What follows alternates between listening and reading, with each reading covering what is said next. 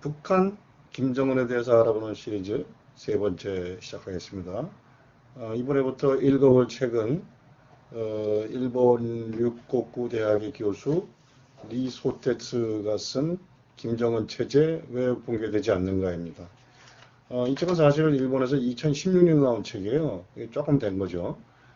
그리고 이 책의 한국어판 제목은 김정은 체제 왜 붕괴하지 않는가 하고 김정은의 포커스를 맞춘 것처럼 돼 있지만, 그리고 부제로 김정일 전기 이렇게 돼 있어요. 근데 일본어판에서는 이게 거꾸로예요. 큰 제목이 김정일 전기고 부제가 김정은 체제 왜 붕괴하지 않는가입니다.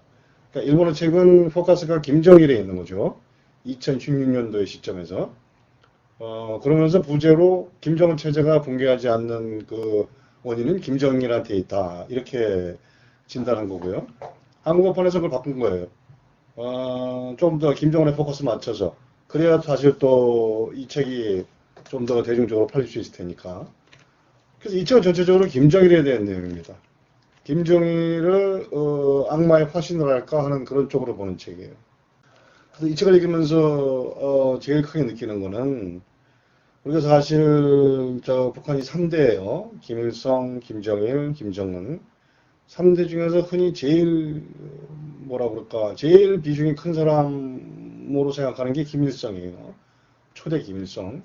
그리고 김정일은 그보다 못한, 좀 뭐 생긴 것도 그렇고 좀 못난 아들이 대를 이어받았다, 그렇게 생각하고, 또 3대 김정은은 그보다 더 못난 3대 손자가 대를 이어받았다.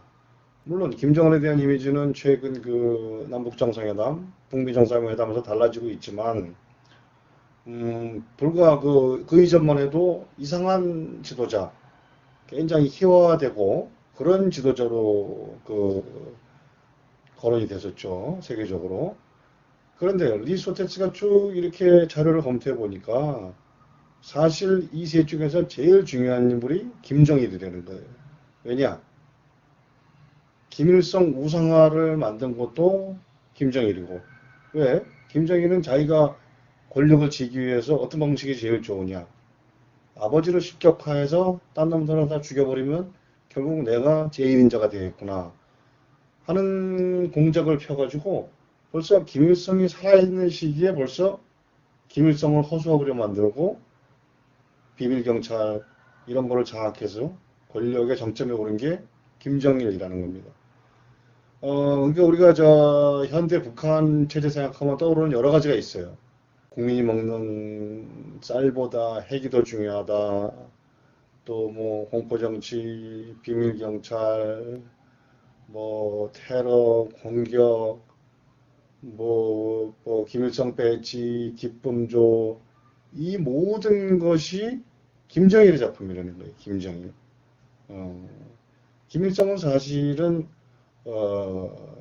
알려진 것만큼 그렇게 대단한 인물이 아니라는 게 리소테츠의 분석이에요.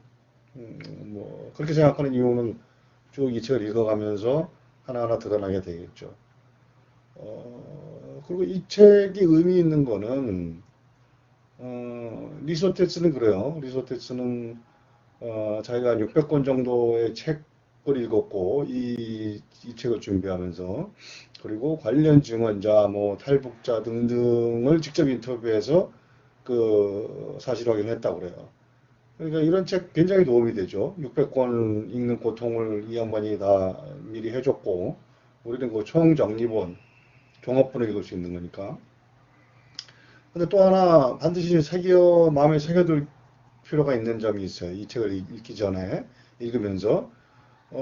이 책은, 리소테스가 그 일본의 산케이신문이라는 데 쭉 연재한 내용을 기본으로 쓴 책이라고 그래요. 산케이신문 하시면 잘 알겠지만, 일본의 극우파 쪽에 굉장히 가까운 매체입니다. 그래서 오보도 많아요.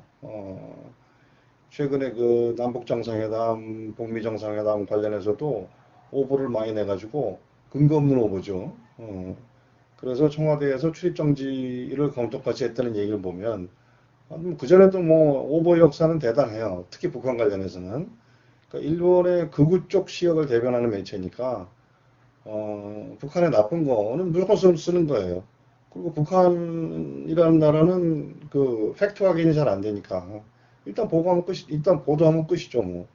이 리 소테츠라는 필자에 대해서는 또 우리가 반드시 알아둘 사항이 있습니다. 이 사람은 중국 조선족 출신이에요. 59년생이고요. 그래서 이 책에는 리 소테츠라고 마치 일본 사람처럼 이름이 표시가 되지만 원래 이름은 그냥 조선식으로 이상철이에요. 그죠? 조선족이니까. 아니면 중국어로 읽으면 리샹쩌 뭐 이렇죠.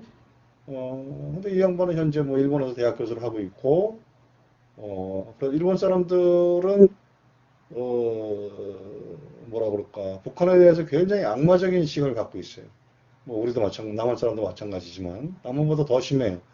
그래서 어떤 김정은 북한 관련해서 일본에서 나온 책을 보면은 나쁜 얘기만 써 있어요. 하여튼 굉장히 나쁜 얘기. 그러니까 이게 일본 사람들 시각도 사실은 잘못되어 있는 거예요. 일본 사람들 시각은 박근혜가 제일 잘하는 대통령이다. 이렇게 본다는 거예요. 그리고 문재인 대통령의 체제는 좀 문제가 있고 북한 관계를 볼 때는 한국 사람이 보는 거하고 전혀 다르죠. 그러니까 뭔가 이상한 시각을 갖고 있는데 그런 시각을 대표하는 책 중에 하나예요. 북한을 악마화하는. 이 책을 쭉 읽으면서 계속 뇌리에 떠오르는 거는 리소테스라는 이 사람은 극우의 시각에서 이 전체 자료를 정리했구나. 그런 생각이 들어요. 그 예컨대 대한항공 폭파 사건 있습니다. 김연희가 폭파시켰다는 최근 그 유가족들이 이 대한항공 여객기 폭파 사건은 전두환이 선거를 앞두고 벌인 자작극이다. 그리고 김연희가 그 첩보원이 아니라는 북한 첩보원이 아니라는 증거도 굉장히 많아요. 예전에 제가 뭐 월간지 이런 데서 본 그 글에 따르면은 전혀 첩보원으로서의 그 기본이 안 돼 있고 그런 자료가 굉장히 많아요. 근데 리소텍스는 그런 자료는 일절 청구를 하지 않아요. 오로지 북한이 나쁘다. 북한을 악마화시키는 그런 자료를 쭉 섭렵을 해요. 그래서 이 책은 어느 한쪽 시각, 그러니까 굉장히 오른쪽에 서서 북한을 악마적으로 보는 그런 시각을 쭉 정리했다는 점에서는 의미가 커요.